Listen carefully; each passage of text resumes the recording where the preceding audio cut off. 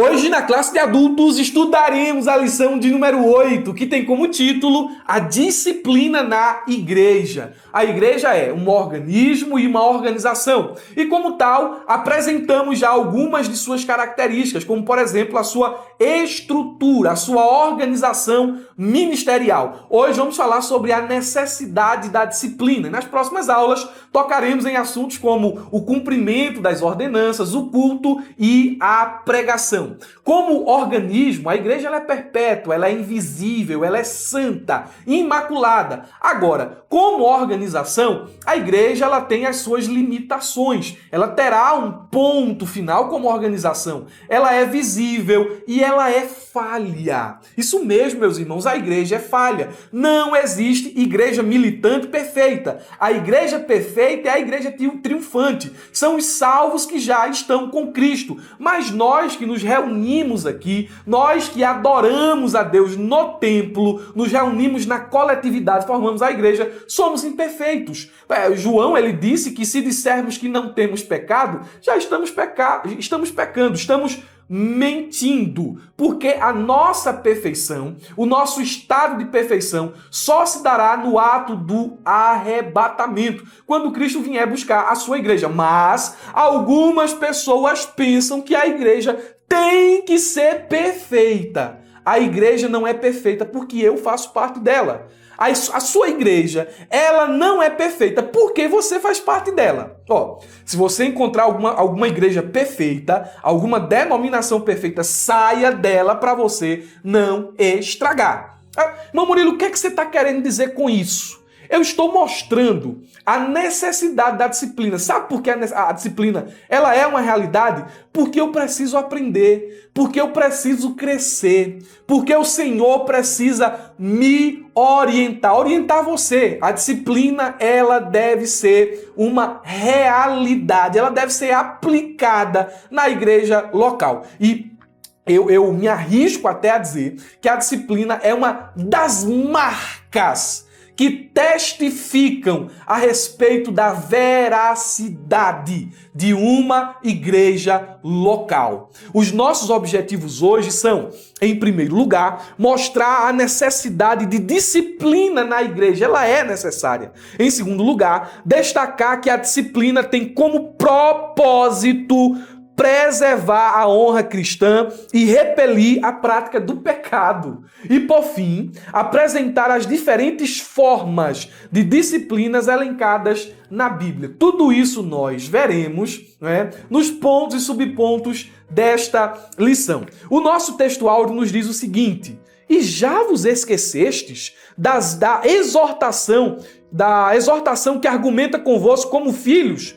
Filho meu, não despreza a correção do Senhor e não desmaies quando por ele fores repreendidos. Hebreus capítulo 12, versículo de número 5. Ele está fazendo uma citação do capítulo 3 de Provérbios e está exortando os cristãos hebreus a não desanimarem frente à disciplina do Senhor, porque o Senhor só castiga, o Senhor só disciplina quem é filho.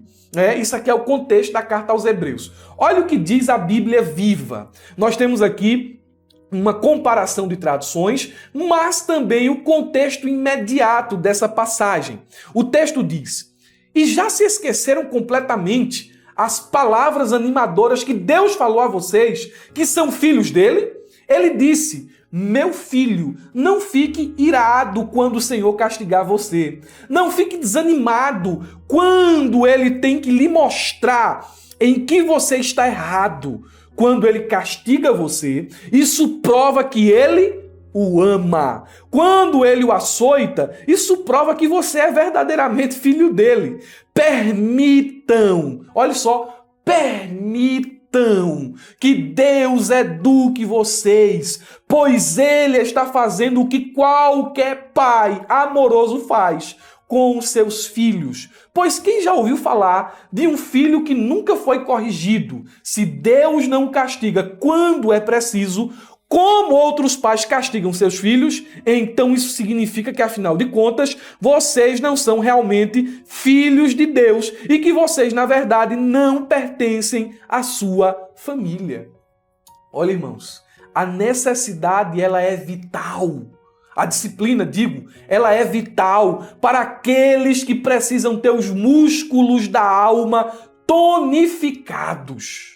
Você quer crescer, você quer amadurecer, você precisa ser disciplinado.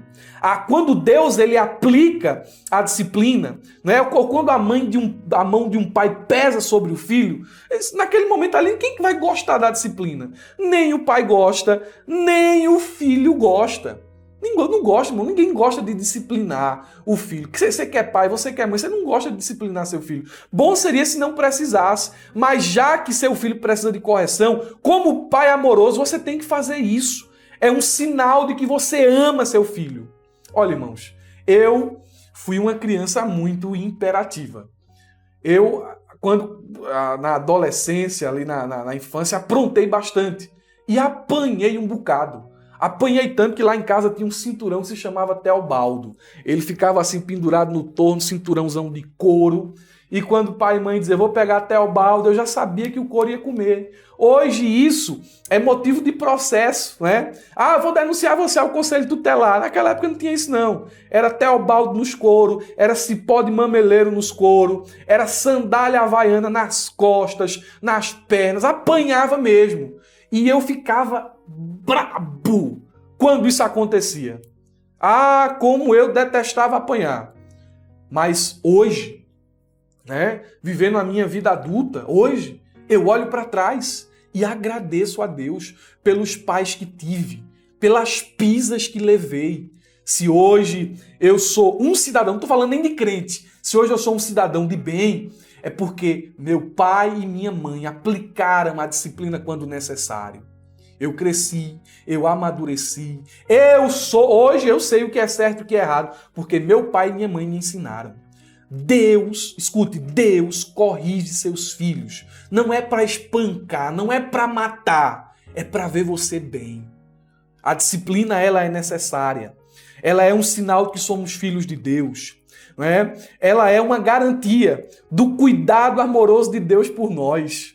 A disciplina, ela tem dois propósitos. Primeiro, que a gente não seja condenado com o mundo. Isso está em 1 Coríntios capítulo 11, versículo 31 ao 32. Segundo, que compartilhemos da santidade de Deus. Hebreus capítulo de número 12, versículo 10, 11 e 14.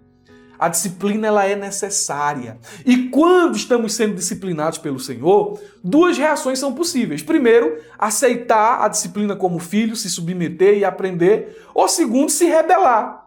Que Deus nos ajude. Não é? Deus nos ajude a nos sujeitarmos à disciplina, aceitarmos a disciplina que dele procede. A verdade prática diz, a disciplina cristã é uma doutrina bíblica necessária.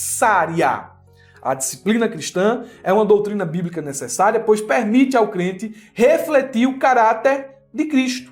Eu vou demonstrar aqui para você a necessidade da disciplina e a sua importância utilizando um versículo bíblico. Há vários fatores que mostram, que revelam a importância e a necessidade da disciplina. Mas eu vou utilizar apenas um deles aqui, porque a gente vai abordar esse assunto aqui no ponto 1. Mas olha esse texto aqui de Hebreus 12 e 11 na versão NVI.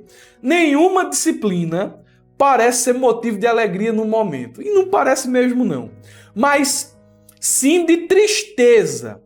Mais tarde, porém, olha só, produz fruto de justiça e paz para aqueles que por ela foram exercitados. Olha só os benefícios da disciplina. Fruto de justiça. Ou seja, quando a disciplina é aplicada, no momento é tristeza, no momento é angústia, no momento é aflição, mas ela produz um fruto. Qual é esse fruto? Aquele que estava vivendo de forma errada, aquele que estava apegado ao erro, ele abandona o erro. Ele cessa o pecado. E agora ele passa a se esforçar para fazer o que é certo. Quando eu, criancinha, saía, escondido de minha mãe para tomar banho nos açudes, aquele tipo de coisa toda, chegava em casa, mentia, dizendo que não estava tomando banho nos açudes, levava aquela pisa, levava aquela pisa, aquela correção e ouvia dizer assim, ó, isso aqui é para seu bem, isso aqui é para seu bem. No momento, irmão, não parecia que era para o bem, não. Mas depois, quando saiu uma notícia assim, outra na rua dizendo, fulano de tal estava tomando banho no açude e se afogou. Aí vi um temor. Rapaz, se minha mãe me bateu, se minha mãe me corrigiu, foi para que isso não acontecesse comigo, não é? No caso da mentira, de mentir, a gente apanhar e depois entender, não é, a gravidade da mentira. Quem mente não é filho de Deus, mas filho do diabo. E a gente abriu os olhos e dizia, ainda bem que minha mãe me corrigiu, ainda bem que ela me ensinou o que é certo. Aí o que era que a gente fazia, né, depois de apanhar uma ou duas vezes, a gente fazia o seguinte, mãe, posso ir? Pode não. Aí se conformava com não. Entendeu? Falava a verdade, é melhor falar a verdade. Fale a verdade. Falava a verdade. E a disciplina nos levava a se esforçar para fazer o que é correto. É um dos frutos da disciplina que o autor aos Hebreus aqui aponta. E o segundo fruto, fruto pacífico. Vê só, não é? O filho e o pai agora estão bem, estão em paz, eles têm comunhão, mesmo depois da disciplina ter sido aplicada. Eu não cresci revoltado não, viu? Não sou revoltado com meu pai, não sou revoltado com minha mãe, não sou não. Porque apanhei, porque fiquei de castigo. Não. Eu agradeço. Olha só, né? A disciplina produz um fruto pacífico. Deus me ajude a criar os meus filhos como meus pais me criaram. Disciplinando-os, ensinando-os. Amém, meus irmãos? A disciplina é necessária, ela tem os seus frutos. No contexto igreja, no contexto eclesiástico, esses frutos também brotam, não é? E eles são bênção para o povo de Deus. A introdução da nossa lição nos diz, nesta lição, estudaremos sobre a prática da disciplina na igreja. Embora seja muito necessária, a disciplina como prática da igreja cristã vem sendo esquecida e negligenciada por muitos. O que é que está acontecendo no nosso tempo? Primeiro, existe um lado da moeda que é a de o povo não aceitar mais ser disciplinado. Se você me disciplinar, se você falar do meu pecado, se você me expor, eu vou lhe processar. Aí por medo, a liderança, ela recua a mão. E o liderado, a pessoa que precisa ser disciplinada, ela se impõe. Eu processo, tudo é processo agora. Só que por outro lado vem não só a covardia, mas também o desleixo. Não é problema meu, cada um dará conta de si mesmo. Aí faz vista grossa aqui, vista grossa ali. Com pouco, mundo e igreja não tem diferença. Entendeu? Aí a lição prossegue dizendo, ora, uma igreja que não corrige seus membros perdeu a sua identidade, não passando de um mero grupo social. O resultado disso são igrejas fracas, anêmicas e sem testemunho cristão. Tem até aquela turma que diz assim, não, irmão, não pode bater, não pode corrigir, senão vai sair da igreja. Não faça isso não, oh, irmãos. Não, fulano de tal, não toque nele não, porque senão ele vai se desviar. Ele já está desviado, o problema é que ele está dando trabalho, ele está contaminando a igreja, o problema é só esse. Olha, irmãos, a igreja ela deve estar aberta para todos, mas ela não pode aceitar tudo. Por que a igreja não pode aceitar tudo? Porque ela não é regida por opiniões, por moda ou pelos costumes mundanos, mas ela é regida pela palavra de Deus. E a palavra de Deus diz que a igreja tem que ser santa, porque Deus é santo. A igreja não pode se conformar com o pecado, com a mentira, com a injustiça, com a idolatria, com a imoralidade ou com qualquer outra coisa que ofenda a Deus e prejudique o seu povo. Um dos sinais de que a igreja está perdendo seu discernimento espiritual e se tornando carnal e mundana é justamente a ausência de disciplina. A igreja não pode se tornar um ambiente sem ordem, sem moral, onde todos fazem o que querem. Imagine uma igreja onde todo mundo faz o que quer, vive do jeito que quer, tá do jeito que quer. Olha, irmão, pensa nisso. Você que é contra a disciplina na igreja, pensa nisso aí. Ô, irmão, não dá certo. Essa igreja vai se acabar. Essa igreja vai se acabar. Veja a necessidade da disciplina. Ponto de número 1. Antes eu quero pedir aos meus irmãos que estão me assistindo por meio do YouTube que não passem por esse vídeo sem deixar o seu like, sem curtir aqui este vídeo, ok? Curta o vídeo logo agora no início, inscreva-se no canal, ative o sininho para receber as notificações e aqui embaixo nos comentários coloca qualquer coisa. Amém, aleluia, glória a Deus, só digita, faz qualquer coisa aí. Porque essa ação vai nos ajudar. O YouTube vai divulgar esse vídeo a mais pessoas. Em troca dessa tua ação que não custa nada, não é? A gente oferta para você a pré-aula gratuitamente e esse subsídio com mais de 10 páginas. Então, nos ajudem e a gente continua aqui edificando os irmãos. Vocês que estão me assistindo por meio da plataforma da Ferramenta EBD, todos os materiais exclusivos que só vocês recebem já estão disponíveis aqui embaixo do vídeo na plataforma da ferramenta. Façam um bom uso desse material. Irmão Murilo, eu não sou ainda aluno assinante da Ferramenta EBD. Você está perdendo tempo. O link está aqui na descrição do vídeo. Clica e vai conferir. Vamos lá. A necessidade da disciplina. E aqui o autor ele vai dar o fundamento, o comentarista da lição, ele vai dar o fundamento bíblico-teológico pelo qual a disciplina deve ser aplicada. A disciplina ela não pode ser aleatoriamente aplicada. Por que é que a disciplina é aplicada? Então a gente vai olhar para a Bíblia e na Bíblia a gente vai encontrar os princípios que a igreja deve seguir para a aplicação da disciplina e o motivo pelo qual ela deve ser aplicada. Primeiro, olha só, Deus é santo. O comentarista diz: santidade é um dos atributos de Deus e, por isso, é uma das causas que justificam a necessidade da disciplina na igreja. Eu sou santo. Foi o Senhor quem falou isso em Levítico 11:45. Quando Deus se faz presente, a nossa pecaminosidade é evidenciada. E o texto diz aqui, Lucas 5:8. E vendo isso, Simão Pedro prostou-se aos pés de Jesus, dizendo: Senhor, ausenta-te de mim, porque sou homem pecador. Quanto mais nos aproximamos de Deus, quanto mais percebemos a sua santidade, mais os nossos olhos se abrem para a nossa pecaminosidade. Você vê, não é? O profeta Isaías, isso aqui já virou jargão. No capítulo 1 ao capítulo 5 de seu livro, ele está dizendo: ai de fulano, ai de ciclano, ai de beltrano, ai daquele. Mas quando ele tem uma visão da glória de Deus, quando ele vê os anjos dizendo: santo, santo, santo é o Senhor dos exércitos, ele diz assim: ai de mim!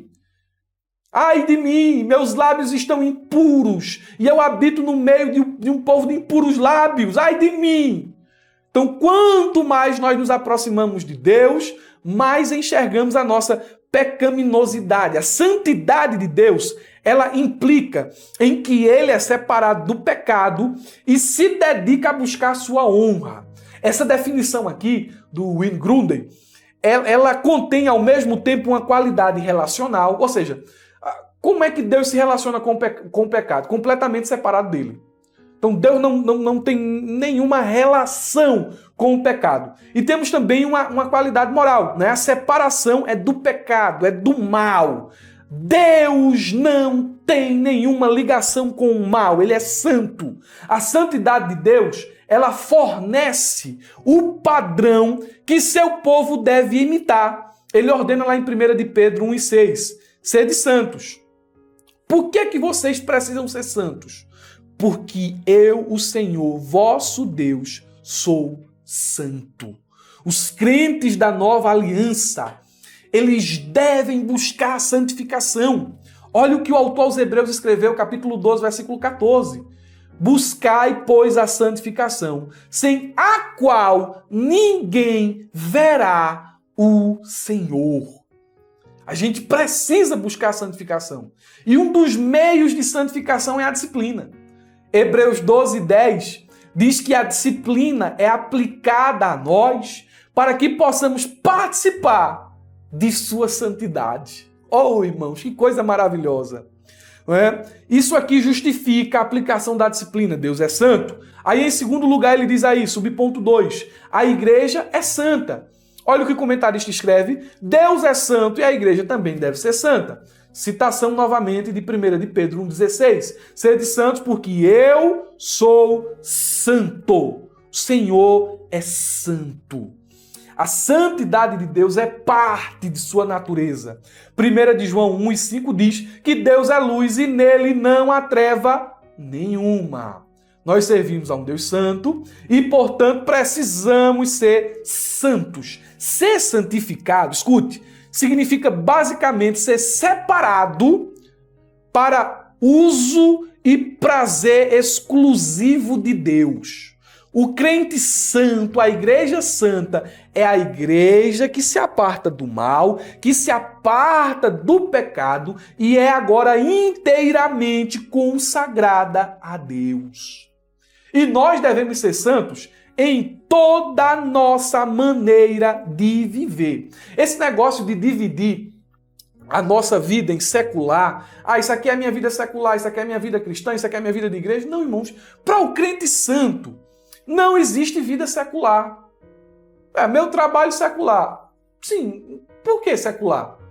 Eu tenho que ser santo no trabalho. A Bíblia chega a dizer até em 1 Coríntios 10:31 que as coisas mais simples da vida, elas devem serem feitas para a glória de Deus, como o simples ato de beber um copo de água. Então, em todo o meu procedimento, eu tenho que ser santo. E nós destacamos aqui os seguintes pontos, baseado no texto aqui de 1 Pedro 1,16. A santidade é imperativa porque Deus nos chama para ser santos. É Ele quem nos chama. Sede santos, sejam santos. Vem dele a ordem. Segundo, a santidade é imperativa porque precisa abranger todas as áreas da nossa vida. Nenhum aspecto do nosso viver é excluído. Terceiro, a santidade é imperativa porque ela é uma exigência clara das Escrituras. Quando Pedro vai mostrar a necessidade de viver em santidade, ele está recorrendo ao texto de Levítico. Ele está dando embasamento escriturístico. Sabe qual é o resumo aqui desses dois primeiros subpontos? A disciplina é necessária. Ela precisa ser aplicada, porque Deus é santo e o povo precisa ser santo. Então, aqueles que incorrem em erro precisam ser corrigidos, precisam ser disciplinados para que não permaneçam no erro. Amém? Entendeu até aqui o raciocínio do autor? Vamos ao subponto 3. Quando a igreja não disciplina. Isso aqui é um problema sem precedentes. É o mal do nosso século. O comentarista diz, a falta de disciplina acaba destruindo o limite entre o sagrado e o profano. Portanto, a igreja que não disciplina seus membros torna-se mundana. E qual é o exemplo que nós queremos evocar aqui? É o exemplo da igreja de Corinto. Olhe 1 Coríntios, capítulo 5, versículo 1 ao 2. Paulo severamente advertindo aquela igreja. Ele disse: por toda parte se ouve que há imoralidade entre vocês. Imoralidade que não ocorre nem entre os pagãos, ao ponto de um de vocês possuir a mulher de seu pai, e vocês estão orgulhosos. Não deviam, porém, estar cheios de tristeza e expulsar da comunhão aquele que fez isso? Olha o problema da igreja que não executa a disciplina. Ela começa a fazer concessão ao pecado. Né? Paulo está dizendo assim, no meio de vocês tem coisa tão terrível que não se vê nem lá fora. Mas o que está acontecendo aqui? A igreja não está exercendo a disciplina. E se ela não está exercendo a disciplina é porque ela já se tornou conivente com o pecado. Aí Paulo está dizendo, é por isso que vocês estão pior do que os de fora. Meu Deus. Em segundo lugar, Paulo diz o seguinte, vocês não choram mais pelo pecado. Olha, irmãos, isso aqui é de doer o coração. Por quê? Porque Paulo está dizendo, vocês agora convivem com o pecado. Não tem mais aquele sentimento de temor. Não tem mais aquela tristeza. Sabe, o pecado se tornou normal. Então, é como se a consciência de vocês estivessem mortos para a gravidade da situação. Mortas, não é? Digo, para a gravidade da situação. A que estado chegou a igreja dos Coríntios? Porque não aplicavam a disciplina. Terceiro, eles estavam ensoberbecidos pelo pecado. Está aqui tudo no texto que eu li. O que era que estava acontecendo? Eles não apenas toleravam o pecado, mas também estavam vaidosos por causa dele. Aí Paulo vai e diz, não é bom o vosso orgulho, não é boa, outra tradução diz, não é boa a vossa jactância. Você vê que a igreja ela já tinha tomado um partido. Ela não estava indiferente ao pecado. Ela não estava neutra, ela havia aceitado o pecado, ela sabia do pecado, sabia do que estava acontecendo, mas simplesmente não fazia nada. Aí Paulo vai e diz, isso está muito errado. E olha, irmão, isso aqui é problema, porque hoje a falta de disciplina na igreja é uma coisa séria. Se essa igreja aqui ela tem disciplina, ela está vazia. O que é que acontece? Os membros começam a migrar, começam a sair. Por que é que eles saem da igreja onde tem disciplina? Porque tem igreja que aceita. Tá lá o camarada, fez, pintou e bordou. Não aceitou a disciplina na igreja local. Quando a igreja chegou, confrontou com o erro, ele disse, eu vou sair daqui. Aí ele sai. Aí o que é que outra igreja faz? Abraça ele e já dá logo o cargo de presbítero, o cargo de pastor. É assim ou não é? É desse jeito. E dessa forma, o pecado ele vai só avultando, ele vai só crescendo. E a pessoa, isso faz mal até para a pessoa, né? Não, a gente vai acolher porque aqui a gente é amor, porque aqui é isso, aí acolhe a pessoa, pensando que está fazendo bem, mas está fazendo mal. O mal. Paulo está mostrando aos irmãos de Corinto como a igreja estava sofrendo porque eles não estavam exercendo a prática da disciplina eclesiástica. Paulo mostra àqueles irmãos, vocês não estão bem. Sabe qual é o quadro espiritual de vocês? Não é? Vocês estão doentes. Uma igreja sem disciplina, ela adoece. Ela morre. Que Deus nos guarde, meus irmãos. Segundo ponto, o propósito da disciplina. O comentarista diz, quando o pecado não é tratado na vida do crente, Cristo é desonrado. Ele é desonrado. O nome de Deus é blasfemado entre os gentios por causa de vós, é o que diz Romanos 2,24. Se não corrigido, o comportamento pecaminoso compromete o testemunho do cristão. É o testemunho cristão, não do cristão. O testemunho cristão. Então, preste atenção aqui. Um dos propósitos da disciplina bíblica é manter a honra de Cristo. Quando não tem disciplina, Cristo é desonrado. O povo lá de fora fala mal de Jesus por conta dos crentes. Irmão, eu passei por um lugar, vou falar baixinho aqui só para vocês.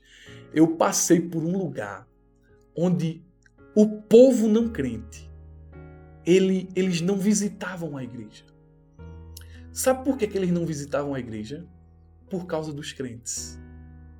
Tinha alguns crentes congregando nessa congregação que davam tão mau testemunho, que os vizinhos, as pessoas próximas ali, não iam para a igreja.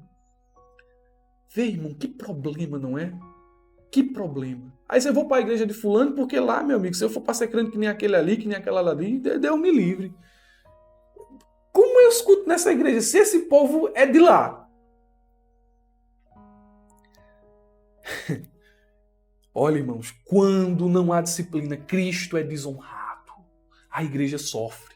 Paulo, ele diz aos irmãos de Corinto, nessa mesma passagem aqui que trabalhamos no último subponto do ponto 3, né? Ele diz o seguinte, não é boa a vossa jactância. Não sabeis que um pouco de fermento leveda toda a massa? O que é que Paulo está dizendo? Paulo está mostrando a capacidade que o pecado tem de contaminar a igreja internamente. A igreja internamente vai definhando quando o pecado não é tratado. Só que aí também vem um problema, não é? O problema do povo que está de fora.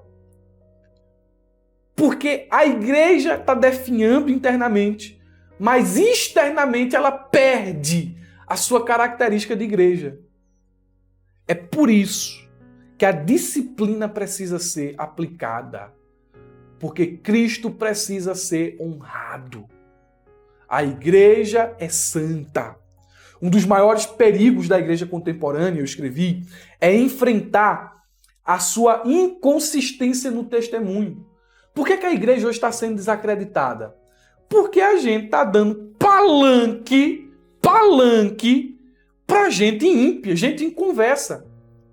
Gente que na igreja é leão, gente que na igreja bate no povo, fala de santidade, mas quando vai nessas igrejolas aí, me permitam falar isso assim, onde o povo cospe na boca do outro, onde pede o trízimo, vai lá, aí não é leão não, é cordeirinho. Entendeu? Sobe no púlpito, cheio de aparato, terno caro, as palavras bem colocadas, porque, queridos irmãos, segundo a magnificência, bem colocado, mas vida podre fora do altar. Isso vai contaminando a igreja, isso vai minando o testemunho da igreja. A classe dos pastores, há tantos pastores sérios, tantos homens de Deus que sofrem por causa desse tipo de gente. E não só isso. Os próprios membros não valorizam os líderes corretos. Eles rejeitam. Eles querem que mudem. Chamam-os de legalista. Distratam. Falam mal. A igreja precisa, meus irmãos, de disciplina. Não fale mal não, seu pastor. Se ele é correto naquilo que faz. Se ele administra a igreja com sabedoria, se ele aplica a disciplina. Não fale mal, não. Vamos lá. Segundo, frear o comportamento pecaminoso. Olha, a disciplina, um dos propósitos da disciplina é manter a honra de Cristo. E o segundo é frear, conter o pecado. Irmão Murilo, um texto bíblico que prove isso. Eu vou lhe dar o melhor que eu conheço. Leia Atos capítulo 5, versículo do 1 ao 11. Ananias e Safira, mentindo na igreja, com inveja de Barnabé, ganhou esse apelido, né? O filho da consolação, ganhou o prestígio dos irmãos porque vendeu suas posses e entregou e depositou nos pés dos apóstolos. Aí eles queriam essa mesma honra. Aí eles foram lá, fizeram tudo para se aparecer, mas na hora de entregar o valor mentiram. Aí Pedro vai e diz, por que Satanás encheu teu coração, Ananias? Por que fizesse isso? Mentisse para Deus e não para os homens. Aí Ananias, cai morto. Aí Safira chega pouco tempo depois. Aí Pedro pergunta, foi por tanto que vocês venderam a herdade? Foi. Mentindo, tentando contaminar os irmãos, introduzir pecado na igreja, acabar com a unidade da igreja. Aí quando ela disse, foi portanto, por que vocês se juntaram para mentir? Acabaram aqui, ó. Aqui tá aqui o pessoal que acabou de enterrar o teu marido. Vão te levar também. Ela, caiu. Disciplina, julgamento divino. E aqui o negócio foi muito severo. Só que depois dessa disciplina divina, desse juízo divino, vem o versículo 11. Escute. E sobreveio grande temor a toda a igreja e a todos aqueles que ouviram falar destes acontecimentos. Quando alguém dizia, sabe o que aconteceu com Ananias? Sei. E Safira? Sei. Então a gente tem que ser santo. Devemos tomar cuidado com a mentira. Devemos tomar cuidado com o orgulho. A gente precisa se cuidar. Deus é santo. Deus está vendo o que acontece na igreja. O pecado foi contido quando um membro é disciplinado por uma prática incorreta. Os outros vão considerar. Porque assim, a disciplina não pode ser parcial. Não é? O pau que bate em Chico deve também bater em Paulo. Porque fulano tem dinheiro, eu não vou disciplinar. Aí o irmão pobrezinho ali comete o mesmo pecado que o irmão que tem dinheiro cometeu e é disciplinado, é excluído, é abandonado. Deus vai pegar você. Se você fizer isso, Deus vai lhe pegar. Deus vai tratar com você, que está utilizando a disciplina com arbitrariedade. Mas, meus irmãos, quando a disciplina ela é aplicada, não de forma aleatória, mas de forma justa e bíblica dentro da igreja, ela gera um temor. Olha como fulano está. Olha a situação ele chegou. Eu não posso cometer o mesmo erro, o mesmo pecado. Ela tem o propósito de frear o comportamento pecaminoso. Terceiro, não tolerar a prática do pecado. Olha o que o comentarista diz. Não se pode tolerar a prática do pecado ou o comportamento pecaminoso na igreja, nem fora dela. Em nenhum aspecto, o povo de Deus, a igreja, deve compactuar, tolerar, ser indulgente com o pecado. Tolerar significa aceitar algo ou alguém que não nos agrada ou que discorda de nós, sem julgar, punir ou rejeitar. Tolerar é permitir que existam diferenças e conviver com elas pacificamente. Nesse contexto aqui de igreja, isso é inadmissível. A igreja não pode tolerar o pecado. Escute, a igreja que tolera o pecado se torna inimiga de Deus. Olha o que Tiago escreveu, Tiago 4,4. Gente infiel, vocês não sabem que a amizade do mundo é inimizade contra Deus. Aquele, pois, que quiser ser amigo de Deus, ou melhor, ser amigo do mundo, se torna inimigo de Deus. Em nenhuma circunstância ou ocasião, a igreja pode tolerar o pecado. Certo? A disciplina, ela é uma das... Ela revela, quando ela é aplicada, ela revela que a igreja não tolera o pecado. Vamos lá. Terceiro ponto. Aqui vai ser mais rápido. As formas de disciplina bíblica. Primeiro subponto diz, a disciplina como modo de correção. Já vimos isso aqui no nosso texto áureo. Um pai corrige o filho que ama. E corrige para o bem. O pai não vai espancar, não vai com ira bater no filho para machucá-lo, para deixá-lo quase morto. Não. Ele corrige com amor. Ele disciplina com amor. Comentarista diz, as escrituras mostram a necessidade de sermos corrigidos. A correção contribui para o crescimento e a formação do caráter cristão. Aí ele cita o texto bíblico, 12:7 de Hebreus. Porque que filho há a quem o pai não corrija? Essa disciplina aqui, ela envolve conselho, instrução, repreensão e orientação para que a pessoa mude de vida. É quando o crente é instruído pela palavra, pessoalmente, ou do púlpito, pelos irmãos ou pelos líderes. Ela deve ser aplicada, a disciplina como forma de correção. Aí vem a disciplina como forma de restauração. E aqui, meus irmãos, eu queria falar sobre isso aqui, não é? Porque, assim, geralmente, quando uma pessoa é disciplinada, há casos e casos. Não é? A gente que é disciplinada, que se arrepende, que confessa, que fala, e às vezes ela é tratada como uma pessoa, como uma ímpia. Uma pessoa ímpia. Isso está mais que errado. Se o irmão foi lá, confessou, falou, se arrependeu, o arrependimento é visível. Meu irmão, essa pessoa tem que ser abraçada pela igreja e não escanteada, jogada fora. Esse negócio, eu já vi irmão dizer o seguinte, ó, fulano de tal aqui pecou, foi para uma festa, lá bebeu, mas depois ele caiu em si, ele chorou tanto, ele se arrependeu tanto. Ele foi lá, não foi ninguém que foi denunciar não, ele foi lá e confessou. Aí ele passou por um período de disciplina, né? Um afastamento da comunhão, alguém está dizendo. Aí alguém diz para a pessoa lá que está disciplinada, afastada da comunhão, que se arrependeu, que confessou e não está mais praticando, que se Jesus voltar ela nesse estado, ela não vai para o céu. Aí o irmão se apavorou. Vou para o inferno, Jesus não pode voltar nesses próximos 3 meses, porque eu vou para o inferno. Calma, irmão.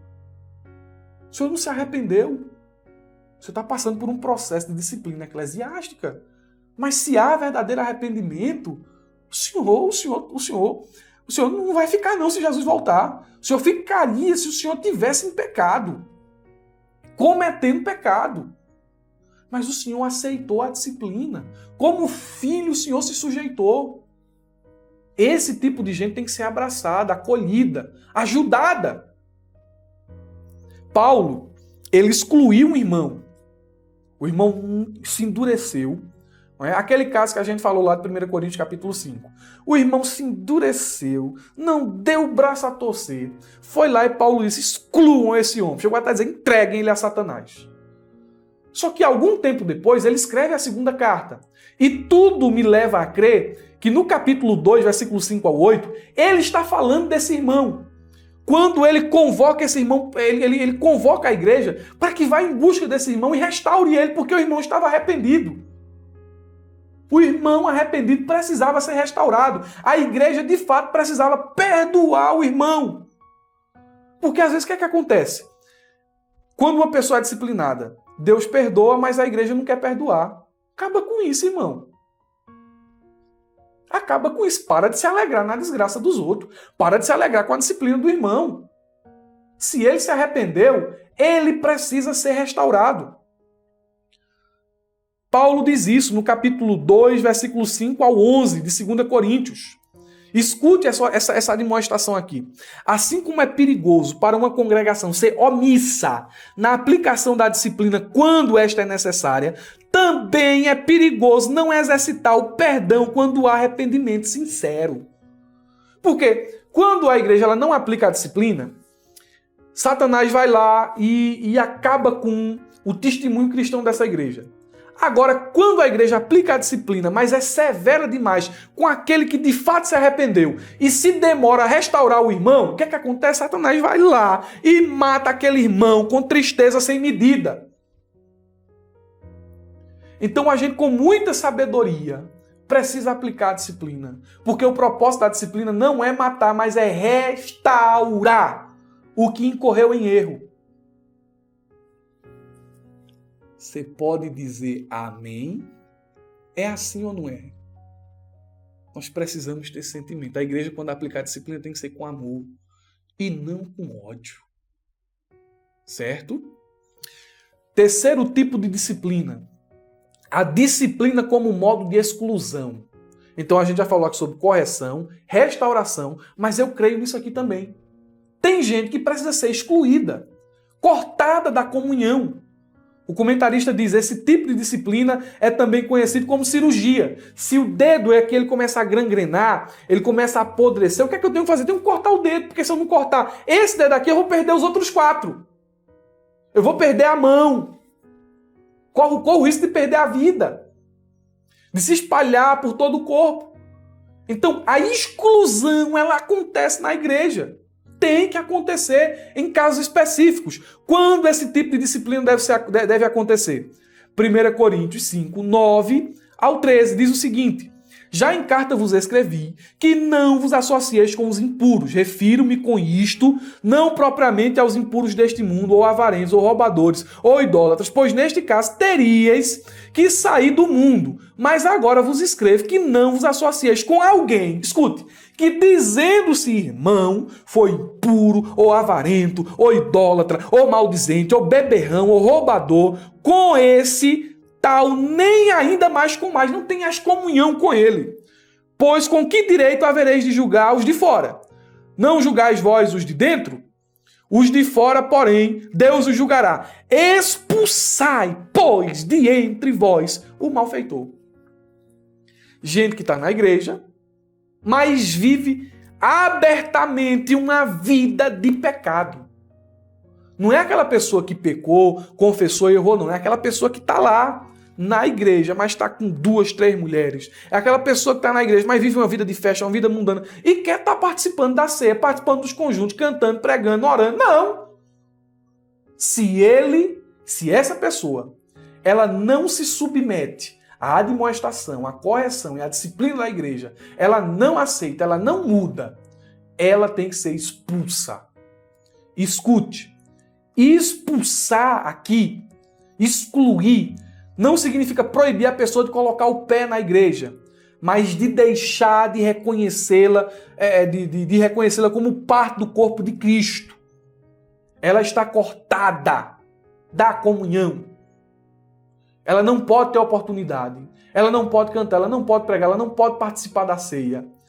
A igreja não reconhece ela como crente. Entendeu? Então esses aqui são os aspectos da disciplina. Irmão, a disciplina dói quando é um filho, quando é um pai, quando é um tio, quando é um parente, mas ela é necessária. Hoje na igreja, a mãe acha ruim quando para o bem o presbítero vai lá, o pastor vai lá e corrige, disciplina um ou outro. acha ruim. Não compactue com o pecado de seu filho, não compactue com o pecado de seus familiares. Vá pelo certo, vá pela Bíblia, vá pela palavra de Deus. O assunto, ele é espinhoso, mas ele é necessário. Uma igreja que, biblicamente, não aplica a disciplina eclesiástica, está seguindo corretamente, né? Não aplica corretamente. Ou ela está seguindo o caminho do legalismo, matando o povo por qualquer coisa, ou ela está seguindo o caminho do liberalismo. Então a gente tem que tomar cuidado. Tem que tomar cuidado. Então, por essa razão, concluo dizendo que nós devemos utilizar a Bíblia como nossa única regra de fé e prática. Ela deve ser a balizadora das ações da igreja, inclusive quando ela vai aplicar à igreja a disciplina eclesiástica. Amém? Eu penso que essa pré-aula tenha suprido a maior parte das dúvidas que você tem. Se ficou mais alguma, conte conosco, comente aí nos comentários e nossa equipe e eu também estaremos todos disponíveis para atender os irmãos. Irmãos que são da ferramenta EBD, certo? Deus abençoe, meus irmãos, um ótimo final de semana, uma ótima aula de escola bíblica dominical. Não se esqueça, abra a jaula.